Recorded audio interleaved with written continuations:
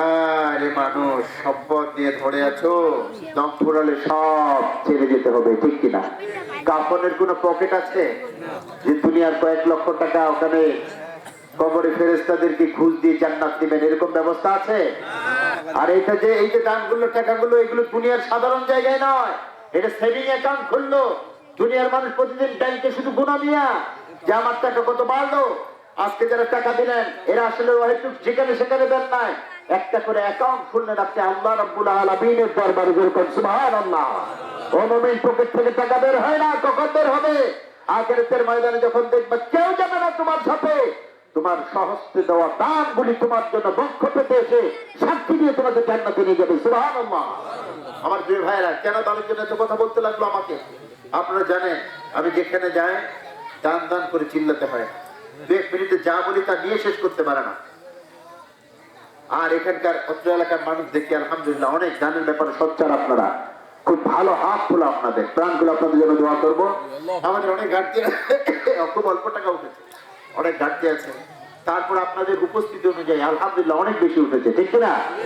এই জন্য সামনে মসজিদটাই নির্মাণ, আলহামদুলিল্লাহ এই যে মসজিদ আপনাকে নিয়ে জান্নাতে যাবে, এর চেয়ে বড় আর কি কথা হতে পারে? আমার ভাইরা আসুন, আর 2-4 জন ভাইকে আমরা চাই, আমরা সর্বোচ্চ 5,000 10,000 পেয়েছি আমার ছাত্র, ও 5,000 দিয়েছে, 5,000 পাঠাবে সে ইনশাল্লাহ। এই সমমানের আর 2-1 জন ভাই দেখান না, আপনারা আস্তে আস্তে করে পরিশোধ করবেন, এরকম নাই কেউ? নাই আমার ভাইরা? সবাই দিচ্ছেন তো? আপনারা কারা কারা দেন না একটু হাত তুলেন তো। সবাই দিচ্ছেন? আলহামদুলিল্লাহ বলেন। আমি কি যাবো আমার আলোচনার দিকে যাব? আলহামদুলিল্লাহ। মায়ের নবী রাসূলুল্লাহ সাল্লাল্লাহু আলাইহি ওয়াসাল্লাম বললেন 6 জন জাহান্নামী। কয়জন? আপনার স্ত্রী আমাদের আপনার বিবি যদি এরকম থাকে সাবধান করে দেবেন। কি নাম? আসছে কি হামিদ ভাই? হামিদ ভাই ওনার গাছ তো আমরা ধরতে পারতাম, আসছে নাই আলহামদুলিল্লাহ। না এগুলি তো আমাদের এখন আলহামদুলিল্লাহ, ওনারা এখন আলহামদুলিল্লাহ আমাদের জন্য রাহবার তারা পাঠিয়েছেন। কি নাম ভাই? হামিদুল ভাই, বিএনপির সভাপতি অত্র ইউনিয়নের।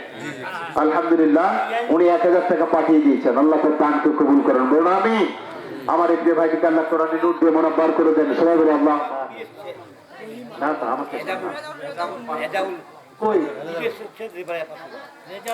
রেজাউল বিদেশে আছে, 500 টাকা দান করেছে, আল্লাহ তার দানকে কবুল করুক, আল্লাহ থেকে হেফাজত করুন, সবাই বলে আল্লাহ আমিন। আমার মায়েরা এসেছেন অনেকে, আমি শুনেছি, তাদের জন্য আমি ছোট্ট কিছু কথা বলি, আমি মোনাজাতের থেকে যাবো ইনশাআল্লাহ। আমার ভাইরা বলেন, আর আর কেউ আছে নাকি বাকি আছে? বলেন খুব তাড়াতাড়ি বলেন, টাকার তো দরকার আছে, ঠিক না ভাই? এই জন্য একটু আপনাদেরকে বিরক্ত করতেছি, আমরা চলে যাবো, মূল আলোচনার দিকে চলে যাবো। আর কে আছে নাম বলেন? আচ্ছা আলহামদুলিল্লাহ।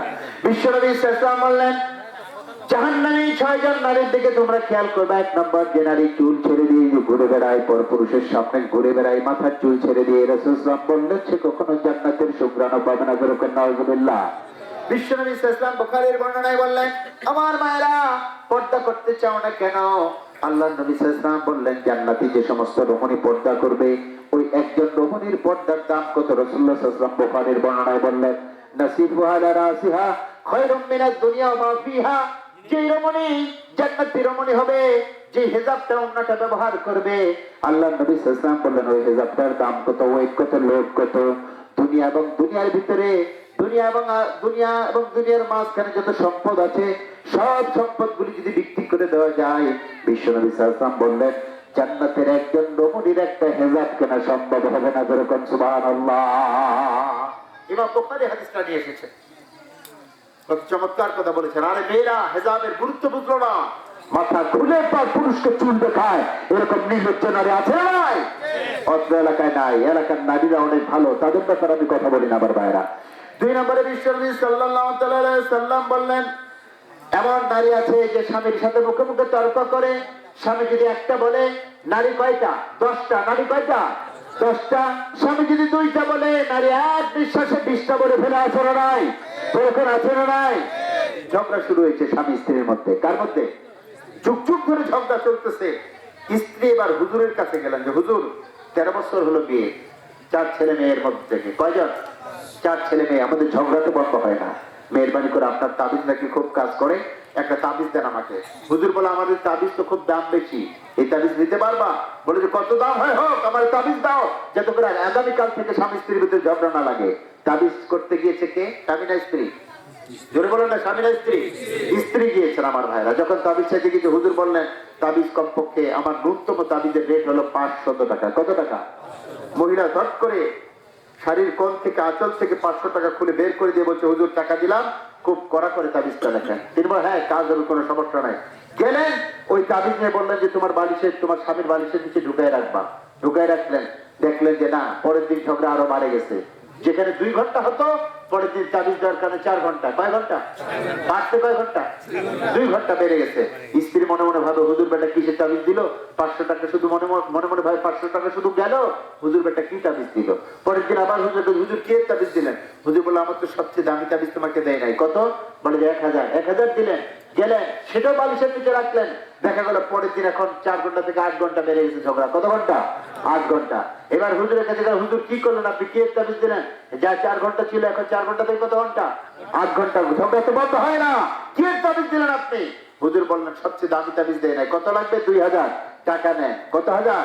2000। এবার হুজুর বলছে শোনো, এই তাবিজের ইতিহাসটা একটু ভিন্ন। কিরকম? যখন স্বামী আর স্ত্রীর ভিতরে ঝগড়া লাগবে, তখন 1 গ্লাস পুরো পানির ভিতরে তাবিজটা ঢেলে দিতে হবে। কি করতে হবে? তাবিজটা ঢেলে দিতে হবে। ঢেলে দেওয়ার পর 1 মিনিট পর তাবিজের উঠে ফেলে দিতে হবে মাটিতে।